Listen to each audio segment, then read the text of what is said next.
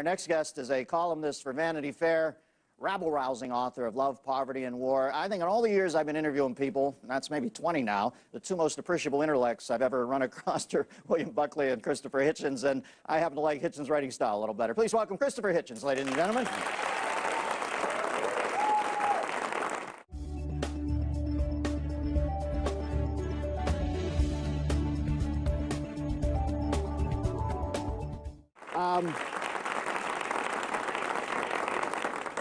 Chris, you fearlessly go where some won't. Now, I know in the old church, literally, when somebody was up for sainthood and stuff like that, there was somebody who would play the official, it's where the phrase comes from, devil's advocate. Am I correct?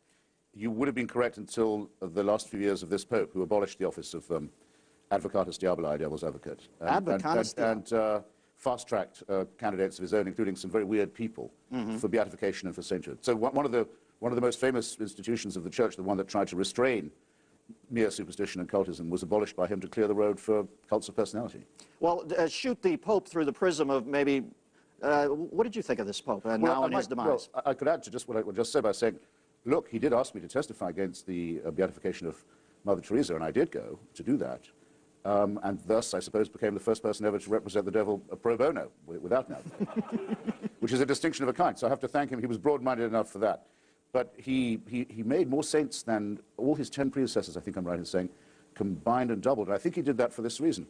He had to apologize to the Jews for the Holocaust. He apologized to the Muslims for the Crusades. He had to apologize to Orthodox Catholic Christians, not Roman Catholic Christians, for butchering them in the Balkans and Byzantium and elsewhere. He had to do a lot of climbing down. But of course, he was infallible on everything else. All right. And one way of rallying the faithful in a time of doubt is to make lots of saints and stress the issue of martyrdom. It's a cheap trick, but it seems to have... it's a horrible thing to say, but it worked. Well, let me ask you this, Chris. What is it in your growing up, Christopher, I'm sorry, I always do that, and I know you want to be called Christopher. Christopher, what is it in your growing up or background that would make you even care to act as Little John at the bridge, keeping people from canonization or sainthood? Why would you go and testify? You just felt it was improper that Mother Teresa was made a saint, right? Well, you know, she was a fraud and a fanatic and a fundamentalist, and therefore I think not, as we sometimes say, a good role model. She took money from Charles Keating of the Lincoln Savings and Loan. She justified the Duvalier dictatorship. She said the contraception was murder and that abortion was the greatest threat to world peace. She was a fanatic. Don't you have to give a pass, though, to any... Mind you, of course, you're quite right in asking me. I mean, it's none of my business who the Pope chooses to make a saint. I'm not a Catholic. But then, if I'm not a Catholic, why do I have to watch, with exceptions like you, a mass media that has for a whole week acted as if this was a Catholic country and we were all mourning our dear leader? I mean, if we're going to be treated like that, then someone has to push back and say this is not so.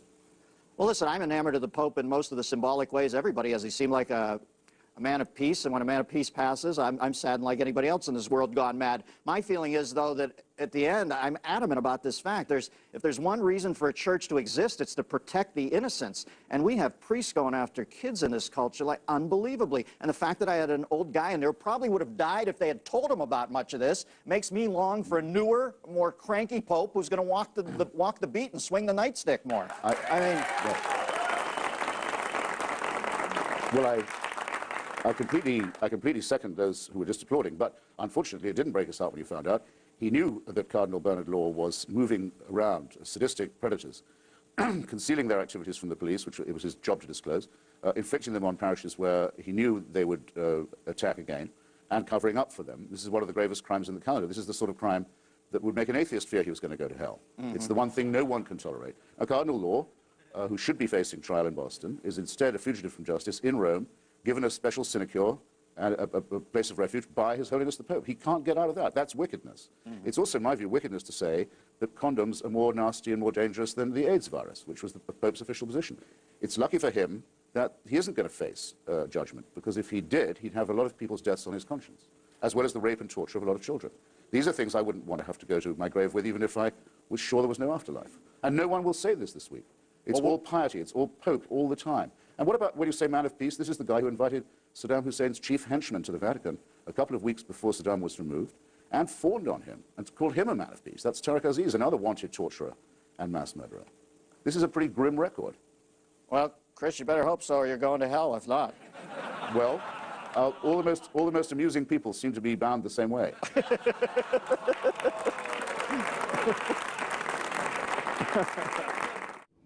Being a writer, you actually personified or personalized the cancer. You call it a blind, emotionless being. That is a pathetic fallacy. You've acknowledged that yourself, but does it feel like that you've been invaded by something? Well, obviously it can't have emotions, and as far as we know, it can't see. It is a being. The thing is, it can't have a life of its own, but it is an alien, and it is alive as long as I am. Its only purpose is to kill me. It's a self-destructive alien. It's like the absolute negation, I suppose, of being pregnant. Having something living inside you that is entirely malevolent and that wishes for your, doesn't wish for, but is purposed to encompass your death. And keeping company with this is a great preoccupation. Once you think about it like that, it's hard to unthink it. How do you feel about the people who are praying for you? Because there are some who are praying for you to go to hell. There are some, yes, many more, in fact, who are praying for you to be cured, and some who are praying for you to be converted. That's right, or converted and cured, to be fair to them. Well, it's the people who pray for me to not only have an agonizing death, but then be reborn, to have an agonizing and horrible eternal life of torture. I say, well, good on you. See you there, sort of thing. I don't feel I'm very much obliged to engage with them. For the people who ostensibly wish me well or are worried about my immortal soul, I say I take it kindly. I mean, it's a show of concern. It's a show of solidarity, which is a very important word to me. It's a kindness. If it doesn't do any good, and I'm sure it doesn't really do any harm. The only objection I have is one I touched on a moment ago, which is it seems to me a bit crass to be trying to talk to people about conversion when you know they're ill. The whole idea of hovering over a sick person who's worried and perhaps in discomfort and saying now is the time to reconsider strikes me as opportunist at the very best, and has a very bad history in the past. There have been false claims made by people who bothered Thomas Paine while he was dying, or and published false reports later that he'd recanted on his deathbed. We even tried that on Charles Darwin. There was an attempt at a false story of that kind. This, I think, is shameful, and to the extent that it reminds me of that, I resent it. There are those who say, and I believe they attack us in our very deepest integrity, in our very core, who say that we wouldn't know the difference, wouldn't be able to know the difference, wouldn't be equipped to understand the difference between right and wrong action if there wasn't a supernatural warrant for this, if it hadn't been revealed to us in one or other set of books that such is the case. Now, I believe this argument to be self-evidently false. I don't have the time to demonstrate it in full. I'll take any challenge on it, but I do have a question that is my own challenge. You have to name for me an ethical action taken or moral statement made by a person of faith that I could not make. I've now put this question to some senior rabbis, to a number of Christian priests and Muslim imams and others, and I've not so far been given an instance where that would be defensible, where they could say, here's a moral thing we know about that you don't. Here's an ethical action we can perform, an unbeliever cannot. I leave the question with you. I'm always open to an answer to this challenge. It has a corollary question, which is a lot easier. Can any of you think of a wicked thing done by a person of faith because of their faith? You've already thought of one. You've already thought of another one. In the course of the evening, you'll think of several more. Actions of wickedness, iniquity, that are performed because people believe God wants them done, or because the person performing them believes he's doing God's work. This is a form of crime and evil unknown to the unbeliever. And I think if it doesn't make a case for the moral superiority of atheism, it certainly makes the case against the moral superiority of faith. Very well. There's a second, and even more, I think, overpowering disadvantage, self-imposed on the religious, because they can't very far depart. Rabbi Wolpe gets very daring with this. If you ask him what he really thinks about the texts that tell him what God wants, he will not say that they're to be taken strictly literally. He will, for example, say that the Jewish prayer, I imagine he will say, I've actually never asked him directly, but the prayer with which Jewish men are supposed to begin every day, that thanks God, so just to begin with, thanks them for not making them a woman and not making them a goy or Gentile. He says, well, that's not really, no, it isn't. Of course it's not. It's not a moral thing to say. It's a stupid thing to say. It's also a nasty thing to say. So most Jews don't say it anymore. So if you follow me closely here, the less religious people become, the more moral they become. If the Quranic prescriptions on amputation and mutilation and stoning were all followed, if every thief in Egypt had their hand removed, no work could be done. So they don't do it. They should do it. They're ordered to do it, but they don't. They're ordered to kill the unbeliever in specific terms. In the Hadith, not the Quran, but in the sayings of the Prophet, which have the same theological and moral weight of the teaching, it is said that anyone who tries to change their religion from Islam, to apostatize, must be killed. They can't do it. They should. It's a divine mandate, but they don't. because the innate morality that belongs to all of us, fortunately, comes to save us from the wickedness that comes from the texts. And what that means to me, what I will continue arguing throughout the evening in different ways, is this, it's a very simple proposition. Man did not make God in his own image, as is said in the Bible.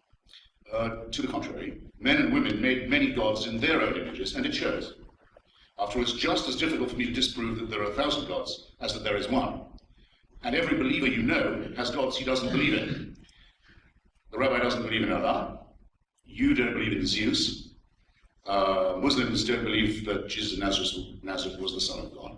All of them think all that's absolute nonsense, but that their own belief is the valid one. Now again, I put it to you. Either all these beliefs are equally true, which seems impossible, or only one of them is true, which admittedly is a possibility, or they are all false, and I am not the atheist you think I am.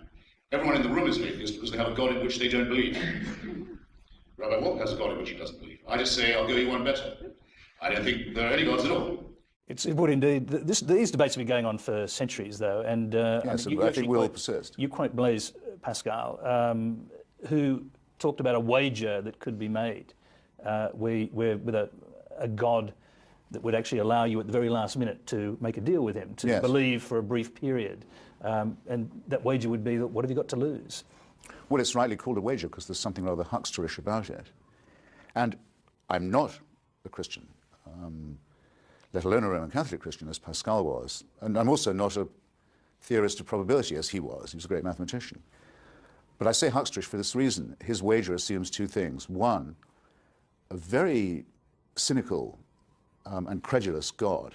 In other words, a God who would say, well, I can see your mind working, and I know that you're wagering on me because what have you got to lose?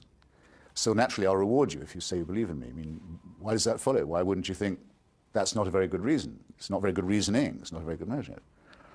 You might just as well be a God. In fact, you should prefer to be a God who would say, actually, I have more respect for the person who couldn't bring himself to believe and certainly wouldn't claim to do so in the hope of getting a favour. Yes, we're talking now logic, and of course a jealous Well, not just God. logic. I think there's a moral change to this. Well, exactly, because there's an argument that the jealous God who would consign non-believers to hell is actually immoral, so why would you follow him anyway?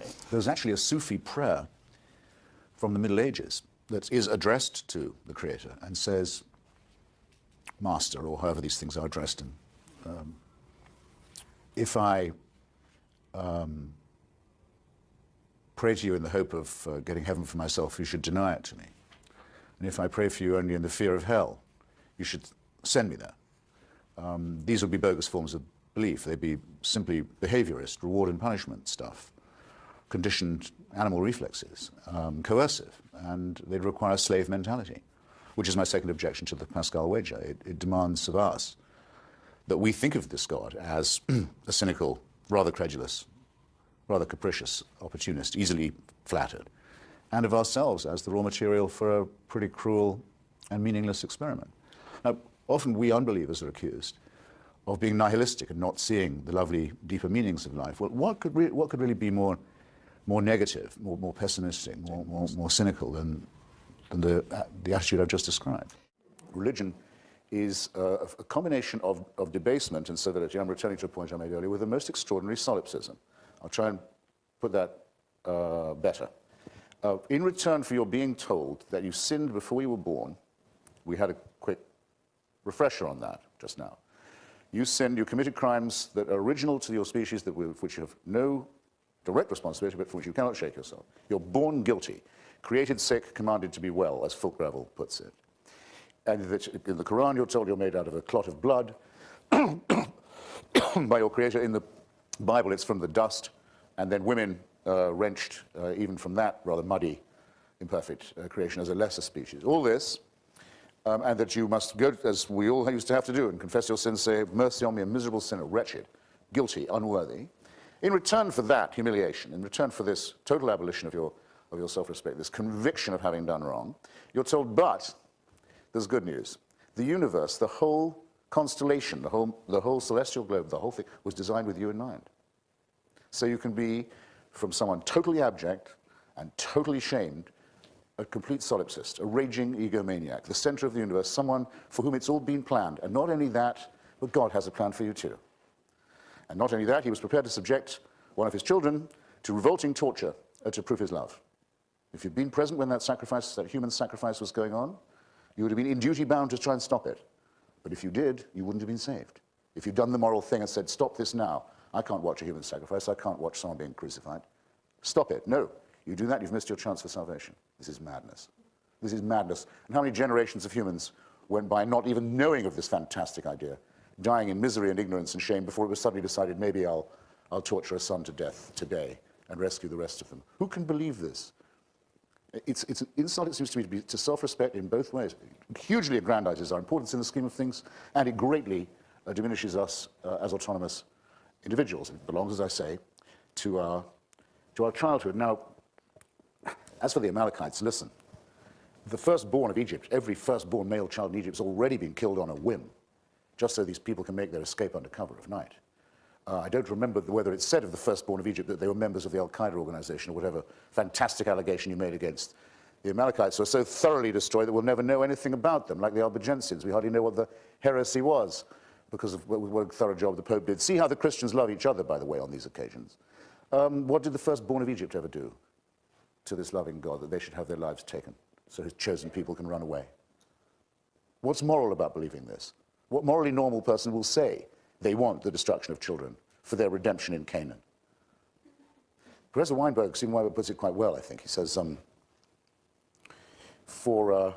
a more morally normal universe situation, people of goodwill will do the best they can, and people of ill will, psychopathic types, wicked, evil types, will do the worst. They will do wicked things. If you want to get good people to do wicked things, you need religion. What do I mean by that? I mean to say that when they see a newborn baby arriving in their life, if anyone's ever thought, even myself, well, maybe there is something to this. Look at the perfection of this little bundle. Look at the little indentations, all of that in the fingertips. The most, leathery old cynic like myself can have these feelings. We're not total strangers to the transcendent and the numinous, But they say, I tell you what, though, before we go any further, we need to get a sharp knife or a stone from somewhere and start hacking away at the genitalia of this little bundle. Because if we don't, we won't be doing God's will. Now, no moral person would do such a thing unless they thought it was divinely warranted. No moral person, I say, would show contempt and disgust about the female birth canal, as all religions invariably do, and about activities related to it, I may say, in both directions. Revulsion from it, disgust from it, scorn for it, and for all other forms of sexual congress. There seems to be a dread underlying all of this, a dread about the genitalia, a horror of women, a horror of their monthly effusions, a disgust, as I say, for their vaginas, that I don't find healthy. But that seems to me, in two senses, man-made. One, mammal-made, and two, made so that men can subordinate women, which seems to be a consistent finding in all religions. You will know that the pious Jew has to begin every day saying, God is to be thanked for not making me a woman or a Gentile. That's not moral preaching. No one goes around talking nonsense like that unless they think they have divine permission for it.